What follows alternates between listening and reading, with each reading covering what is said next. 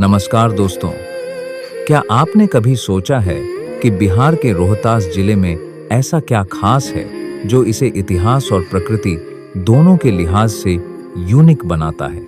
रोहतास बिहार के पश्चिमी छोर पर बसा एक ऐतिहासिक जिला है जहां शेर शाह सूरी की विरासत, किले और पुरानी सभ्यताओं की झलक देखने को मिलती है।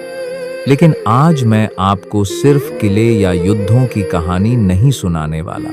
अब आप सोच रहे होंगे यहाँ तो बस इतिहास के पुराने किस्से ही होंगे, पर रुकिए, रोहतास न केवल ऐतिहासिक बल्कि भौगोलिक दृष्टि से भी बेहद खास है। उदाहरण के लिए इसका टेरेन यानी स्थलाकृतिक संरचना घाटियों और पहाड़ियों से भरपूर है और यही विविधता इसे पर्यटन के लिए भी आकर्षक बनाती है। तो चलिए आगे बढ़ते हैं और जानते हैं ऐसा कौन सा स्थल है जिसने मुझे और सैकड़ों यात्रियों को अपनी ओर आकर्षित किया। माता तुतला भवानी मंदिर और उसके पास का प्राकृतिक सौंदर्य। अब आप सोच रहे होंगे, एक मंदिर में ऐसा क्या है जो इसे बिहार का स्वर्ग बना देता है? चलिए आपको ले चलता हूँ माँ तुतला भवानी के प्रांगण में, जो सासाराम से 35 किलोमीटर दूर पहाड़ियों से घिरा हुआ है।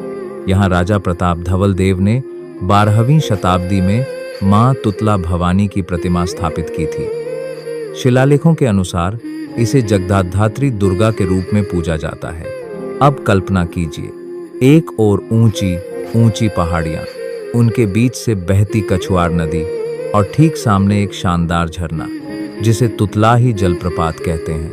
यहाँ सिर्फ धार्मिक श्रद्धालु ही नहीं बल्कि प्रकृति प्रेमी, ट्रेकिंग के शौकीन और वाइल्ड लाइफ फोटोग्राफर भी आते हैं। आपको यहाँ हैंगिंग ब्रिज, प्राकृतिक जलकुंड और घना जंगल भी मिलेगा जो इसे ट्रेकिंग और पिकनिक के लिए आदर्श बनाता है। अब सोचिए, मानसून के दौरान जब झरना अपने पूरे वेग से बहता है और पूरा इलाका हरियाली से भर जाता है, क्या ऐसी जगह सिर्फ किताबों तक सीमित रहनी चाहिए?